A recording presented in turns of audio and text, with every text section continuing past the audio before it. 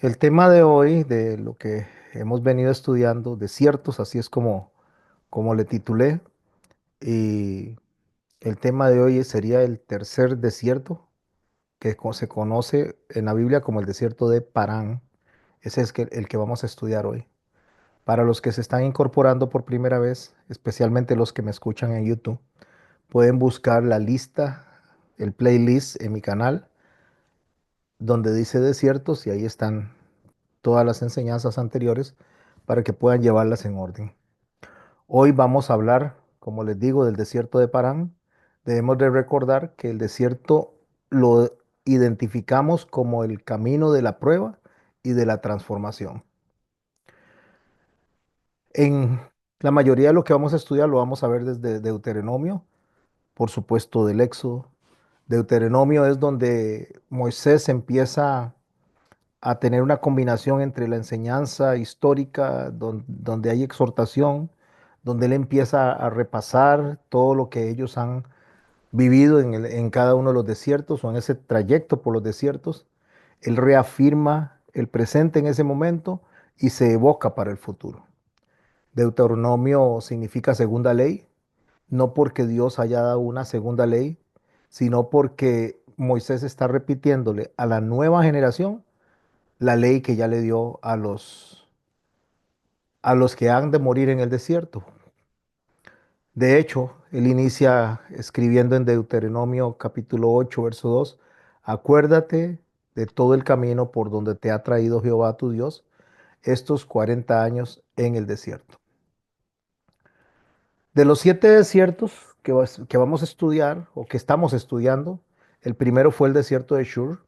Como les decía a los que se estén incorporando en YouTube, vaya, busque en la playlist el desierto de Shur. Esa fue la primera prueba que tuvieron ellos en el desierto una vez que hubieron salido de Egipto. Ese se le conoce como la prueba de la dependencia.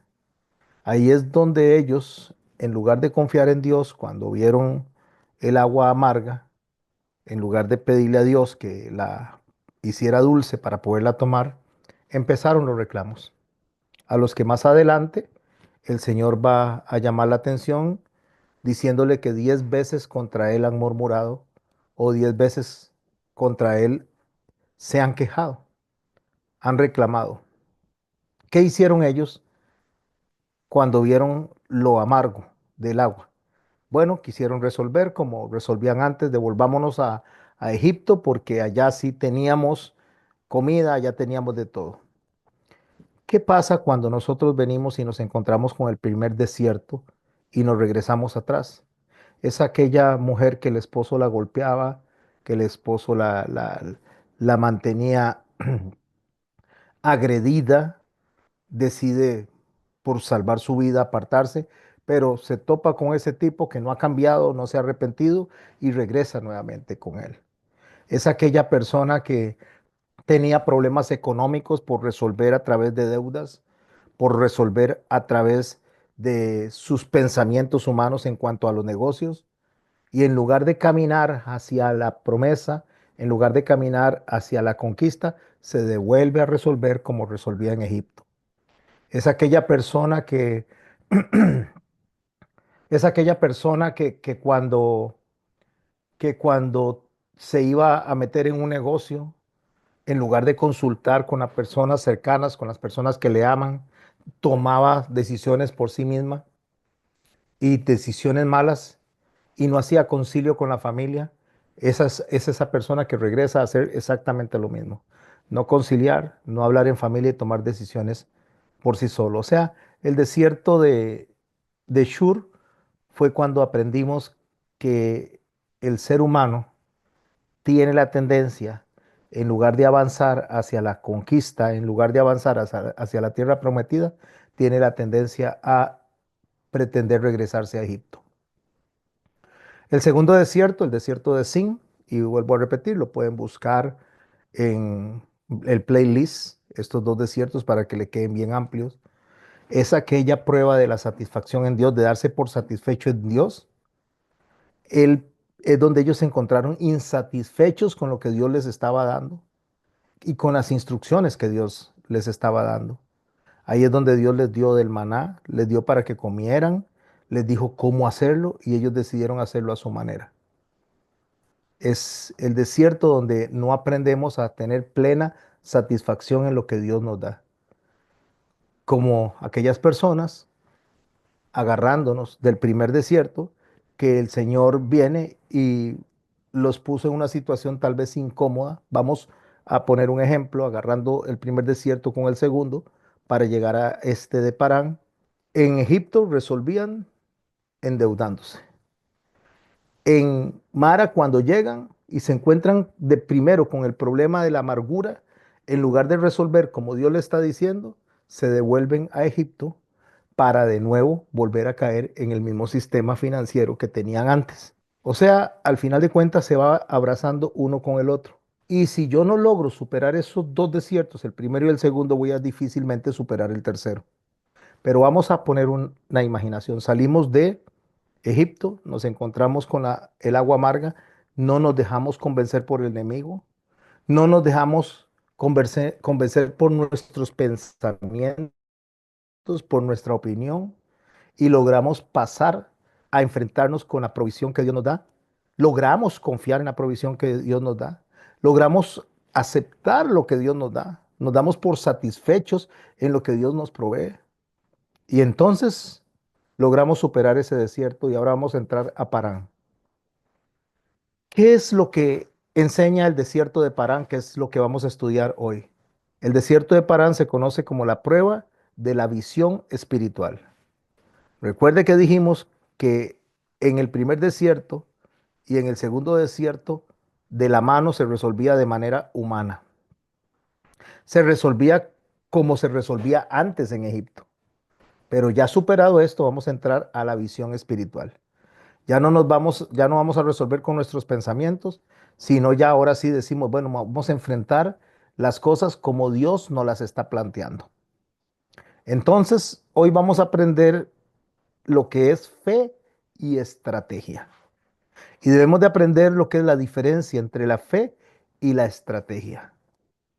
Y cómo es que el alma sale afectada cuando se separa la fe de la estrategia. En Números capítulo 13 y capítulo 14, lo pueden leer luego en casa, Moisés envía a 12 espías. Y lo que él envía es para que ellos fueran a reconocer las tierras que Dios ya les había prometido. O sea, Dios les dice, vaya a reconocer las tierras. No le dijo que fueran única y exclusivamente a ver si se podía conquistar. No, vaya, vean lo que ya yo les di. Básicamente eso es lo que Dios les está diciendo. Entonces ellos debían de ir a ver esas tierras, establecer una estrategia de conquista, pero para conquistar bajo estrategia se requiere fe. Porque la estrategia es buena, pero no es suficiente. Ok, pastor, explíqueme eso. Porque si usted me está diciendo estrategia y fe, no entiendo cuál es la diferencia entre lo uno y lo otro. Usted dice que la estrategia es buena, pero no es suficiente. Se necesita de la fe. ¿Cuál es la diferencia? No lo entiendo esto. Bueno, la estrategia consiste en la planificación, consiste en el análisis, consiste en la evaluación de lo que son fortalezas y debilidades en lo que yo voy a hacer. Entonces usted se va a meter en un proyecto, se va a meter en un negocio. Y usted tiene que analizar por la estrategia, planificar si le alcanza el dinero para hacer el negocio. El señor viene y dice que qué hombre va a construir una torre si antes no se prepara y hace un plan para ver si le alcanza para los materiales. O qué hombre va a ir a una guerra y si antes no analiza si puede enfrentar a aquel que viene hacia la guerra y si no va a vencer, entonces por lo menos tener una estrategia para no caer derrotado, sino que llegar a un buen acuerdo. Esa es la idea general de la estrategia. La estrategia es hacer una evaluación, un análisis de lo que yo voy a hacer. Entonces, si me devuelvo a cuando salí de Egipto, a cómo funcionaba en Egipto, y en Egipto me fui hasta el cuello, me quitaron mis propiedades, me quitaron todo, el Señor me permite a mí a volver a levantarme, me limpia a mí a través de lo que Él hace en mi vida, me limpia a mí para que yo pueda salir adelante sin deudas. Entonces tengo que comenzar pasito a pasito. Y agarro lo de las deudas porque es lo que me es más fácil para explicar. Entonces viene y alguien me ofrece un negocio, me ofrece una oportunidad. Tengo dos cosas que hacer, la estrategia y la fe. Entonces la estrategia me va a decir que voy a analizar, voy a planificar, voy a evaluar lo que me están ofreciendo. Voy a evaluar fortalezas y voy a evaluar debilidades. Eso es lo que se hace en la estrategia. Se hace una evaluación y se hace un plan. Una vez que se hace la evaluación y se hace el plan, entonces ahora voy a tomar una decisión. ¿Qué voy a hacer?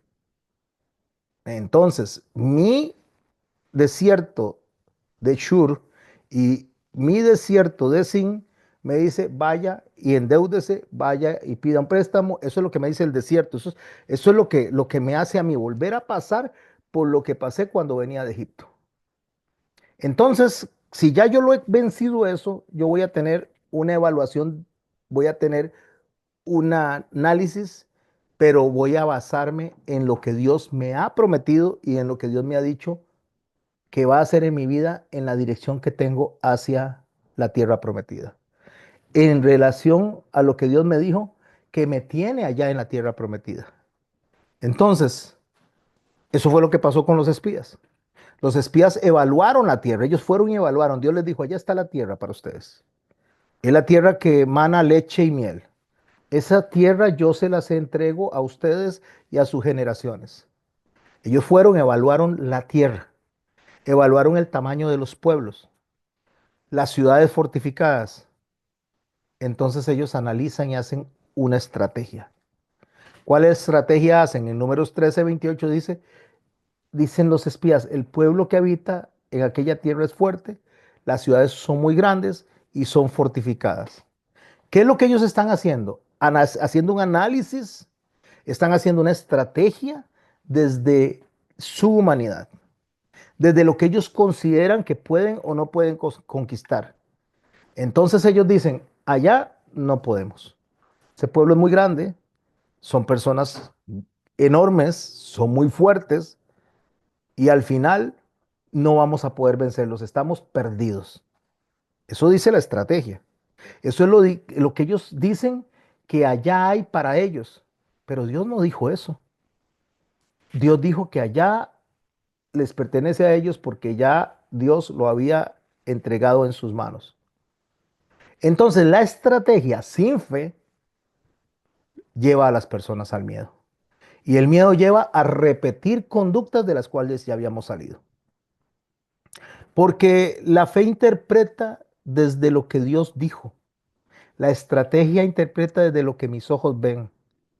Por eso es que la fe no es por vista. La fe es confianza plena en Dios. Pero la gente tira esta frase, yo no camino por vista, sino por fe, sin entender lo que está diciendo. Pero la fe está interpretando todo, está analizando todo desde la palabra de Dios. Bueno, Josué y Caleb vieron lo mismo que vieron los otros espías, pero ellos llegaron a una conclusión muy diferente de los otros espías. ¿Qué fue lo que dijo Josué y Caleb? No temáis al pueblo de esta tierra, porque nosotros los comeremos como pan. Su amparo se ha apartado de ellos y con nosotros está Jehová. Los primeros vieron, hicieron una estrategia y dijeron, no podemos. No podemos salir adelante. Eso no es posible. Estamos derrotados. Si nos metemos, lo único que vamos a hacer es morir. Josué y Caleb, en Números 14:9 dice, no teman a ese pueblo. Los vamos a comer como pan. O sea, es facilito irles a ganar porque Dios está con nosotros. Porque Jehová Dios está con nosotros. Volvemos a lo que utilizo como ejemplo, las deudas, que siempre digo que las deudas son una maldición. Una persona con estrategia dice, no, yo no puedo poner ese negocio si no voy al banco, si no hipoteco mi casa, si no pongo mi carro a responder, no puedo. O sea, necesito préstamos, necesito sacar ese negocio. Eso es lo que dice la estrategia. La fe dice, sin olvidar que la estrategia es buena, pero la fe que no se apoya en la lógica, sino que se apoya en la promesa, la fe dice, no. Ya Dios me sacó de una vez y me vuelve a sacar una segunda vez. Tal vez cueste más, tal vez sea más difícil, pero en las manos de Dios yo voy a salir adelante y voy a salir adelante sin meterme en los mismos problemas de los que ya salí.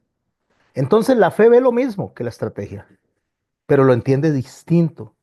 Donde otros ven gigantes invisibles que los van a derrotar, la fe ve oportunidades para que Dios sea glorificado.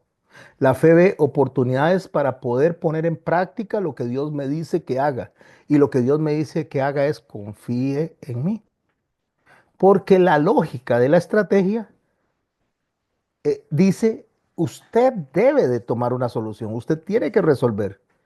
La fe no, la fe se apoya en la promesa de lo que Dios me ofreció. ¿Qué dice la estrategia? Somos muy pequeños. Es lo que ellos vieron. ¿Qué dice la fe? Dios me lo prometió y Él no me va a fallar. Eso dice la fe. Ahí está la diferencia entre la estrategia y la fe. La estrategia dice no se puede. La fe dice Dios lo prometió.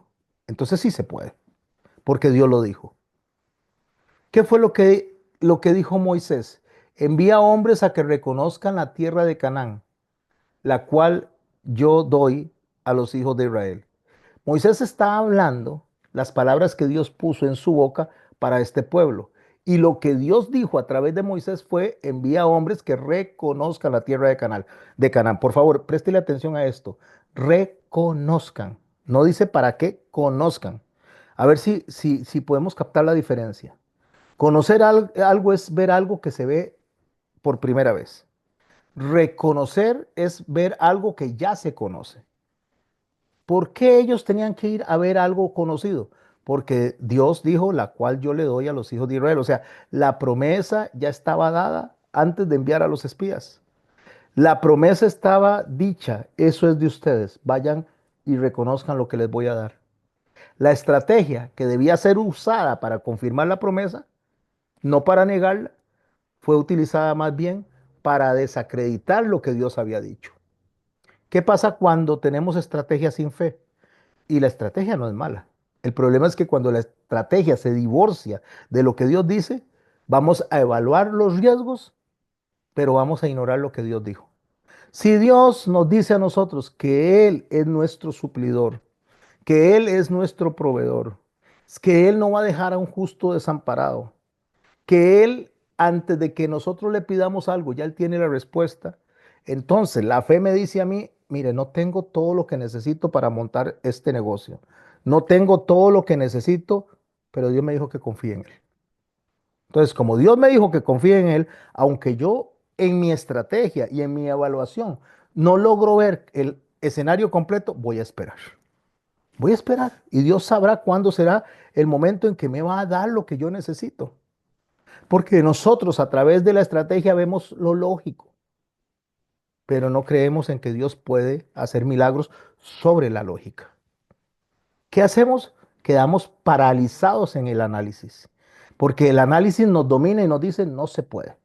Eso es lo que hace el análisis, no se puede. ¿Qué dice el libro de Hebreos en el capítulo 11, verso 6? Sin fe es imposible agradar a Dios. Con esto que he dicho hasta ahora, más lo que hemos venido estudiando de los otros dos desiertos, ahora entendemos que para agradar a Dios hay que confiar en lo que Él dice. Porque si nosotros no somos guiados por la fe en la estrategia, entonces tenemos un gran problema. ¿Qué pasa entonces cuando la fe guía la estrategia y no a la inversa? Cuando la fe guía la estrategia, planificamos confiando en que Dios va a darme lo que me prometió. Confiando en que Dios va a proveer a su tiempo. Y va a proveer de la manera que Él quiere, no a mi manera. Ejemplo, ¿qué dice la estrategia? Hablando de comprar algo. Vamos a imaginar que vamos a comprar un vehículo. Y entonces la estrategia dice, bueno, compra un carro, vas a dar una prima de un 10%, de un 20%. Estoy utilizando todo este escenario porque es más fácil para nosotros para comprender la estrategia y la fe agarrada de la mano. Entonces, me dice a mí, ok, voy a comprar esto, tengo que dar un 20%, de 100,000 colones voy a dar 20,000 y me van a financiar 80,000 a 7 años. Entonces resulta que yo Los primeros 20.000 colones que yo di de enganche, los pude haber ahorrado en 6 meses, los pude haber ahorrado en 3 meses y me embarqué en 7 años, en 8 años y no pagué 100.000, sino que pagué 1.000.000 de colones, 10 veces más el valor del vehículo. Pero resulta que la fe me dice a mí que utilice la estrategia, que ahorre el dinero, pero que no compre a crédito, sino que lo compre guiado a través del Espíritu Santo para que yo tenga la paciencia, tenga el control, el dominio propio y ahorre. Entonces yo vengo y ahorro durante 2 años y medio, durante 3 años y compro de contado un producto que por tenerlo rápidamente termino pagando 10 veces más a 8 a 10 años plazo. ¿Qué es lo que hace entonces la estrategia sin la fe? Me dice a mí que lo que me ofrece el enemigo está bien. El enemigo me dice, allá hay gigantes, usted los puede vencer, pero los puede vencer a mi manera. Dios dice, allá hay gigantes, usted no los puede vencer porque ya yo los vencí. Podemos ver el escenario, la diferencia. La diferencia es que el enemigo le dice, usted los puede vencer, yo le voy a dar las herramientas para vencerlo. Dios le dice, no, usted tiene que entrar, ya están vencidos, ya están conquistados, solo tiene que tomar lo que ya yo le di. Entonces nosotros, cuando planificamos sin confiar en lo que Dios ha dicho, entonces tenemos grandes problemas. Pero si nosotros caminamos, incluso cuando el panorama es desfavorable y digo, voy a esperar, no hacer como Abraham, ese fue el problema de Abraham. Dios dijo que de mí iba a salir una gran multitud. Entonces, tengo que meterme con la sierva de mi esposa y mi esposa me la está ofreciendo porque tengo que tener un hijo porque mi esposa es estéril. Dios no le dijo eso. Dios le dijo que le iba a dar un hijo que iba a salir de sus lomos y no le dijo que usara su estrategia. Entonces él retrasó la promesa 25 años. ¿Por qué? Porque no supo esperar. Porque tomó en el tiempo que a él le pareció. Porque se metió en la deuda. A ver si lo puedo explicar de esta manera. En lugar de haber esperado a que Dios hiciera lo que le había ofrecido. Porque Dios iba a cumplirlo. Entonces la fe y la estrategia juntas están bien cuando confiamos en Dios. Cuando vemos que aunque el panorama no sea desfavorable, nosotros vamos a subordinar la estrategia a la fe. No es al revés. La fe que se subordine a la estrategia. Entonces usted se encuentra con personas que dicen, uy, qué maravilloso es esto. Ay, mira, fui al banco y así fue. En 10 minutos me aprobaron todo. Sí, claro, porque el enemigo está en el banco para capturar su corazón, para capturar su alma. Y mi hermano y mi hermana, el enemigo lo que quiere es meterlo en un tiempo de miedo, meternos en un tiempo de zozobra. ¿Para qué? Para que no adoremos a Dios, para que no oremos, no adoremos tranquilos, para que cuando estamos durmiendo estemos mal. Él nos quiere robar el alma. Y nosotros tenemos que entender que la estrategia tiene que subordinarse a la promesa. Cuando la estrategia se subordina a la promesa, yo digo, yo voy a hacer esto, pero de la manera que Dios dice, porque Dios dice que cuando uno le debe a alguien, uno es esclavo de ese al que le debe. Pero no, yo voy a venir y voy a caminar como a mí me place porque esa es mi estrategia. Y Dios nos puede sorprender, mi hermano. Dios nos puede sorprender de maneras impensables. Donde usted menos cree, ahí Dios le va a proveer cuando uno tiene confianza. Ah, no, pero tengo que resolver a mi manera. Entonces, ¿qué pasa? ¿Qué pasa como cuando usted habla de ciencia y Biblia? La gente piensa que la ciencia confirma la Biblia y no es así. La Biblia confirma la ciencia. Nosotros tenemos que aprender lo que el proverbista dice. Confía en Jehová con todo tu corazón y no te apoyes en tu propia prudencia y Él enderezará tus veredas. Podemos entender la palabra del Señor. Confía en Jehová con todo y subraye todo tu corazón. Y de una vez dice, no se apoye en su prudencia. O sea, no se apoye en su estrategia, confíe en Dios. ¿Cuál es el error que pasaron este pueblo? Porque los espías fueron y trajeron miedo y entonces el pueblo dudó. Ahí es el punto crítico en Parán. Aquí fue cuando decidieron que era mejor morir en el desierto que confiar en Dios. ¿Y qué fue lo que hizo Dios? Bueno, eso es lo que ustedes quieren. Ah, como habéis dicho a mis oídos, y así haré yo con vosotros. Entonces, si alguien viene y ya Dios limpió de deudas, si alguien viene y Dios limpió su camino, si una mujer viene y salió de un hombre que la agredía y la agredía y la agredía y logró salir de esa vida, pero la estrategia ella dice, yo voy a regresar con este hombre porque yo lo puedo cambiar, porque ya me dio a mí un corazón perdonador y el hombre es agresor, no se ha arrepentido, sigue exactamente siendo el mismo sinvergüenza, sigue siendo el mismo borracho, sigue siendo el mismo maleante, no lo va a cambiar, está regresándose a Egipto porque la estrategia de ella es en su conocimiento de que ella tiene la capacidad de cambiar a aquel hombre. Entonces esta mujer va a vivir siempre en esclavitud. Entonces la estrategia le dice a la persona, sí, vaya, para que le den ese dinero y resulta que con ese dinero usted va a empezar un negocio y va a ser muy fructífero. Vea cómo está todo esto ahorita, por todo lado. Tome, levante un negocio, está buenísimo, está el turismo llegando por todo lado, está pasando. La estrategia le dice, pida y con lo mismo que usted tiene, paga lo que debe. Y se olvidó que un día, de la noche a la mañana, entró una pandemia en el mundo y la mayoría de la gente perdió todo. Y puede volver a pasar mañana o pasado mañana. Entonces, ese negocio que se ve muy fructífero, cuando lo debemos, lo perdemos. Pero si nosotros vamos pasito a pasito, vamos poquito a poco, con lo que Dios me va dando, confiando en que Dios dijo que no he visto a un justo desamparado, ni simiente que mendigue pan. Cuando nosotros escuchamos esto de Dios, nosotros debemos de confiar y decir, bueno, está bien. No tengo plata para comprar esto, pero voy a esperar. Si tengo que viajar en bus en relación al carro durante 3 años más, voy a viajar en autobús 3 años más y voy a ahorrar. Si tengo que esperar 3 años, voy a esperar 3 años y voy a ir guardando lo que pagaría de mensualidad y en 3 años lo tengo de contado y no estoy a 8 años. El desierto de Parán es un momento decisivo en la historia de Israel. Es donde está el punto entre la visión carnal y donde está la visión de fe. ¿Qué voy a tomar? Aquí no se trató de provisión, no se trató de obediencia básica, porque la provisión estaba. Pasaron por el desierto de Sin y Dios les dio alimento. Pasaron por el desierto de Chur y Dios limpió las aguas. Así que la provisión estaba, Dios está siempre al frente del pueblo y le va dando lo que necesita de la manera que Dios lo quiere dar. Aquí el problema fue una crisis de perspectiva espiritual. ¿Qué es una perspectiva espiritual? Es ver la vida y sus circunstancias desde la óptica de Dios. Eso es perspectiva espiritual. No por nuestros sentidos, no por nuestra lógica. La perspectiva espiritual es ver con los ojos de la fe, no solo con los ojos físicos.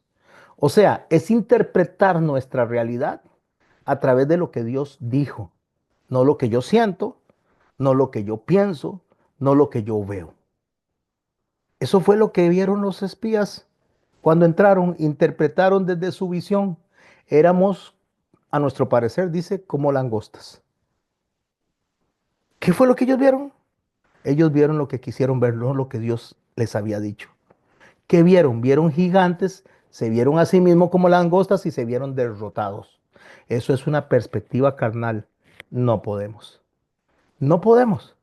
Pero cuando Caleb y Josué hablaron, dijo, sí se puede, Dios puede.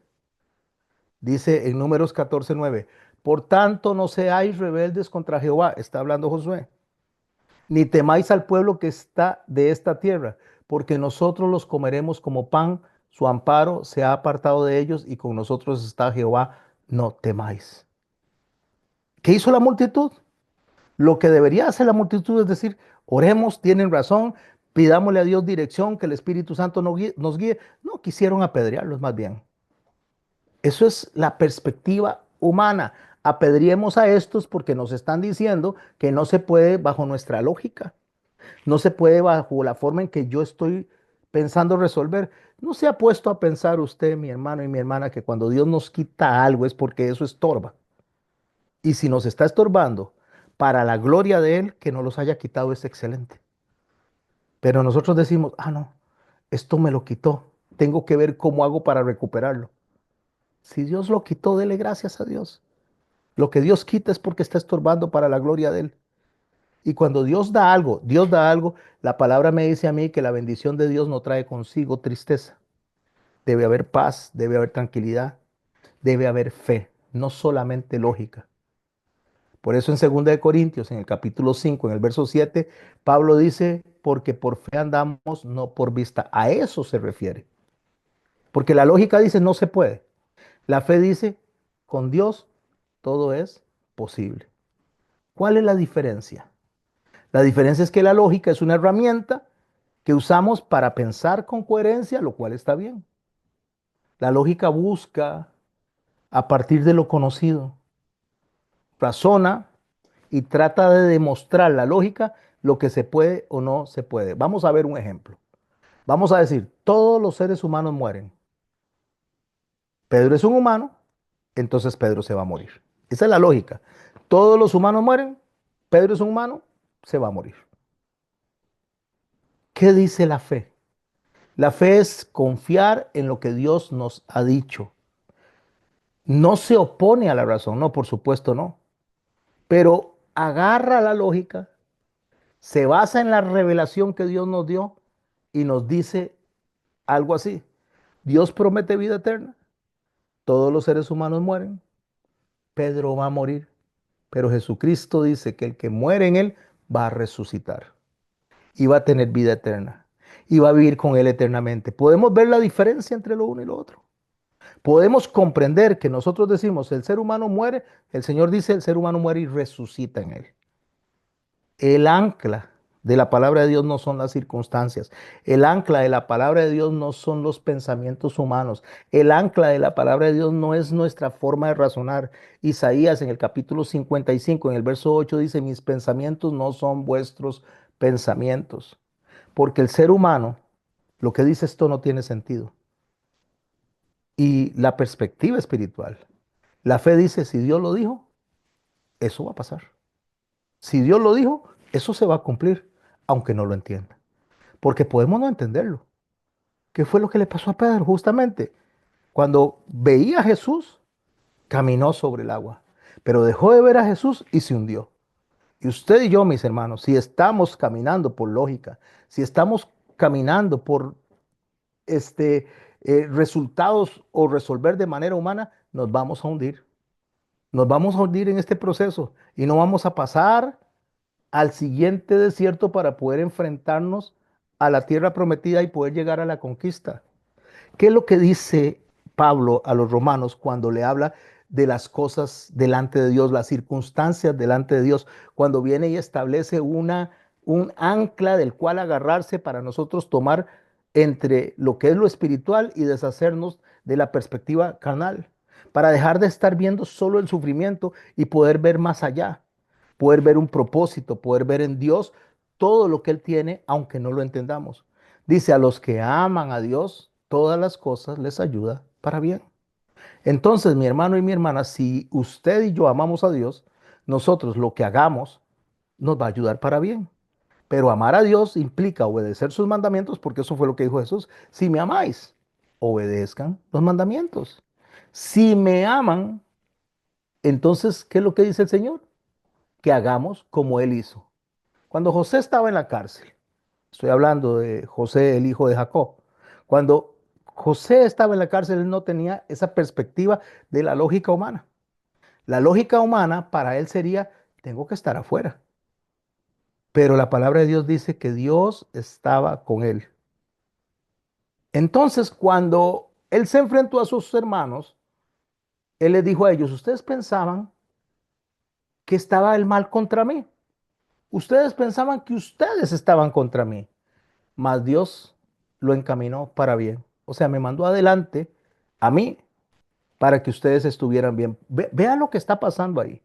José es metido en una cisterna por sus hermanos, por envidia lo venden como esclavo, llega a Egipto, trabaja en la casa de Potifar, Después una mujer le levanta, la mujer de Potifar, le levanta un falso a este hombre, lo meten a otra cárcel, pasa preso, le viene y le interpreta un sueño a dos hombres. Estos salen libres, uno es colgado y el otro sale libre, el que es el panadero, el copero, perdón. El panadero fue asesinado y el copero sale libre. No se acuerda de él por 2 años y José está ahí. La lógica de José dice, de aquí sería, la lógica humana de José sería, no, aquí no voy a salir, de aquí nadie me va a sacar, aquí voy a morir, estoy abandonado por Dios, pero la palabra dice que Dios estaba con José. Y cuando Dios quiso, en el tiempo que Dios quiso, de la manera que Dios quiso, lo levantó y fue el segundo de Egipto a la par de Faraón. Eso es el que entiende realmente que no tiene que resolver humanamente, que tiene que resolver ciertamente con estrategia, pero agarrada de la fe. Sí tenemos que planear, sí tenemos que actuar, sí tenemos que tomar decisiones, pero nunca alejarnos de lo que Dios nos dijo. Nunca soltarnos de lo que Dios nos dijo porque nos vamos a hundir. ¿Qué fue lo que dijo el salmista? ¿De dónde vendrá mi socorro? Y la respuesta es, mi socorro viene de Jehová. A ver si lo planteo de una manera más moderna. ¿De dónde vendrá mi socorro? Mi socorro viene del banco. ¿De dónde vendrá mi socorro? Mi socorro viene del vecino. ¿De dónde vendrá mi socorro? Mi socorro viene de la policía. ¿De dónde? A ver si me explico con lo que estoy diciendo. ¿Qué fue lo que dijo el salmista? ¿De dónde vendrá mi socorro? Mi socorro viene de Jehová. ¿Qué vieron los espías? Gigantes. ¿Qué vio Caleb y qué vio Josué? Un Dios más grande que los gigantes. Es la diferencia de la perspectiva. Un diagnóstico médico puede ser real y le puede decir, usted está mal del corazón, usted está mal de los riñones, usted está mal del hígado. Eso puede ser el diagnóstico médico. Pero la perspectiva espiritual es, Dios puede sanar si Él quiere. Puede sostener si Él quiere y lo que Él haga para su gloria es perfecto y Dios me puede cambiar el diagnóstico que dijo el médico, porque es Dios, si Él quiere. Entonces, ¿cómo desarrollo yo en medio del desierto del Parán, cómo yo desarrollo una perspectiva espiritual sana? Necesito conocer la palabra de Dios. No puedes ver como Dios ve si no sabes quién es Dios. O sea, no podemos ver lo que Dios quiere y lo que Dios quiere en nosotros si no lo conocemos. Eso no es posible. En Parán es donde se decide el rumbo. Es donde yo decido si voy a continuar hacia adelante o me voy a estancar. En Parán no fue un lugar geográfico simplemente. Es como una especie de altar de la decisión, un punto de inflexión, diría nuestro hermano René, un punto donde nosotros tenemos que decidir entre la conquista del miedo o quedarnos a morir en el desierto. Ahí fue donde ellos tenían que tomar esa decisión. Israel estaba por llegar a Canaán. Ellos habían visto abrirse el mar. Ellos habían visto las 10 plagas ser vencidas por el Señor. Ellos habían visto brotar agua de la roca. Ellos habían visto una nube guiarlos, una columna de fuego guiarlos. Pero cuando llegaron al borde de la promesa, después de haber visto todo eso y vieron gigantes, solo vieron gigantes, no vieron todo lo que Dios había hecho.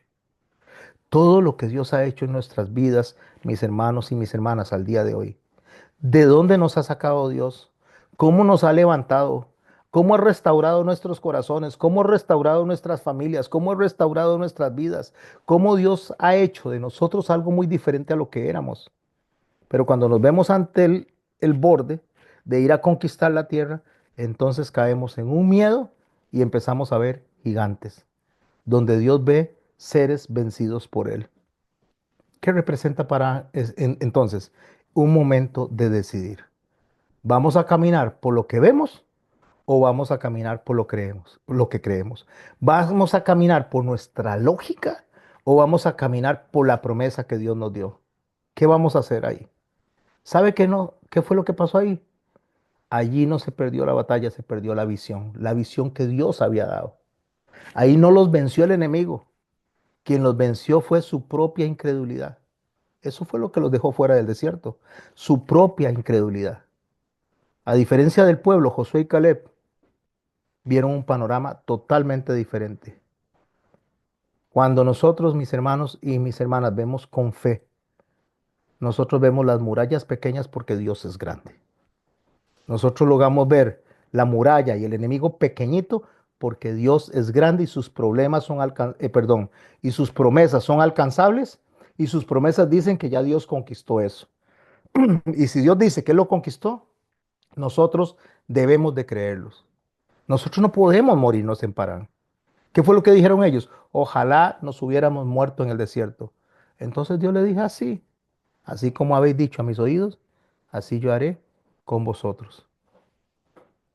Cuando Dios los saca de Egipto y hace la promesa, no quería que vagaran eternamente en círculos. Ellos empezaron a vagar y a vagar en círculos simplemente porque no creyeron en lo que Dios les había dicho y hacia dónde los había dirigido. En Hebreos 10:39 dice, pero nosotros no somos de los que retrocedemos para perdición, sino de los que tienen fe para preservación del alma. Eso es muy importante. No somos de los que retrocedemos. La gente piensa que retroceder es caminar hacia atrás. La, la forma en que nosotros caminamos en nuestra mente, en nuestra lógica, no es lo que está hablando aquí. Cuando habla de retroceder hacia atrás, no está hablando en el caminar, está hablando en el pensar. Si nuestra mente no cambia, si nosotros no cambiamos en función de lo que Dios nos dice, vayan hacia allá, en aquella dirección, aunque vean las cosas difíciles, aunque vean gigantes, sigan caminando, porque todo eso que ustedes están viendo allá, ya yo lo derroté, ya yo se los ofrecí. Allá está la tierra de Canaán. No mire hacia atrás, no mire con ojos humanos, no mire como o no resuelva como resuelven todos. Porque si no, Parán se va a convertir en la tumba. Y Parán no es la tumba, Parán es la antesala de la conquista. Así que mis hermanos y mis hermanas, hoy aprendimos de lo que es Parán. La otra semana vamos a hablar del desierto de Sin. Es la prueba de la obediencia exacta. Cuando ya viene Moisés y empieza a hacer las cosas como Dios las dice. Cuando nosotros empezamos a obedecer sin alteraciones. Cuando dejamos de lado la incredulidad. Entonces vamos a ver en el desierto de Sin, nosotros vamos a empezar a ver cómo Dios empieza a guiar a este pueblo hacia la tierra prometida. Y la tierra prometida es llegar a la conquista. Espero haber sido claro con la clase de hoy. Lo que deseo subrayar hoy es qué vamos a hacer con lo que hemos aprendido hasta hoy. ¿Vamos a caminar hacia el frente o vamos a caminar hacia atrás? El que anhela el pasado, el que busca el pasado, el que quiere resolver como el pasado, el que dice el pasado era mejor que ahora, la palabra de Dios dice, no lo dice con sabiduría. Así que mi hermano y mi hermana, enfóquese hacia el frente y no hacia atrás. Si ya Dios nos sacó de algo, no nos volvamos a meter, porque solamente estamos cayendo en aquella frase proverbial donde dice que la puerca vuelve al cieno, la puerca vuelve a embarrialarse después de que estaba limpia, o el perro vuelve al vómito. Si usted y yo hemos salido de problemas, si usted y yo hemos salido de deudas y nos volvemos a meter en eso, solo estamos volviendo al vómito. Si usted y yo hemos salido de una relación tóxica, agresiva y volvemos a eso, vamos a morir en Parán. Yo no sé de usted, mi hermano y mi hermana, pero yo no quiero morir en Parán. Yo quiero seguir de frente. Salí de Egipto, pasé por el desierto de Shur. Me asustó ver el agua amarga. Por un momento empecé a tratar de resolver a mi manera y digo, yo me quiero devolver, pero logré superarlo y digo, voy a seguir caminando. Tenía hambre. Dios me dio provisión. Me dio del maná, me cansé de lo que me estaba dando Dios y yo quiero algo más. Entonces, ¿qué voy a hacer? ¿Voy a resolver como antes? No, no, voy a aceptar lo que Dios me dio, voy a aceptar ese maná, lo voy a agradecer y voy a seguir caminando, confiando en Dios. Llegué a Parán, ahora sí, ¿dónde estoy? Estoy en el límite de seguir hacia adelante o de devolverme o peor aún, de morirme ahí. Tomar la decisión. ¿Cuál es la decisión que tengo que tomar? ¿Entro a la tierra prometida o me quedo afuera? ¿Qué voy a hacer? ¿Cuál es la tierra prometida? ¿En qué consiste la tierra prometida? La salvación consiste en que Dios me rescató de Egipto, me levantó de donde estaba muerto en delitos y pecados, me hizo una nueva criatura, me resucitó, me bautizó en el mar cuando me cruzó el mar, me llevó a través de Jesucristo guiado para cruzar todo ese trecho hasta ese momento. ¿Qué voy a hacer yo ahora? ¿Voy a entrar a conquistar lo que Dios dice que ya está conquistado? ¿O voy a tener miedo? ¿Me voy a devolver a Egipto? ¿O peor aún, me voy a morir en Parán? Me voy a morir donde yo tengo que tomar la decisión de seguir de frente, no hacia atrás. Espero con esto, mis hermanos, haber puesto una semillita para que conversemos. A los que me están oyendo en YouTube o vayan a escuchar esta grabación, les invito a escuchar todos los desiertos hasta el día de hoy. Tenemos 3. Nos faltan 4 más a estudiar y después de que hayamos estudiado estos 7, vamos a entrar a la tierra prometida y vamos a conquistar. Vamos a ver qué significa estar en la tierra prometida, qué significa conquistar Jericó y cada uno de los pueblos y cada una de esas personas que estaban ahí. ¿Qué significa conquistar esto? ¿Qué es la conquista? Porque la conquista, como le digo, viene después de la salvación. La salvación el Señor nos la da y ahora ¿qué hacemos con esa salvación? Tenemos que conquistar nuestro temperamento, conquistar nuestra forma de hablar, conquistar nuestra forma de pensar, conquistar nuestra forma de resolver. Si yo no conquisto eso, me voy a morir en Parán.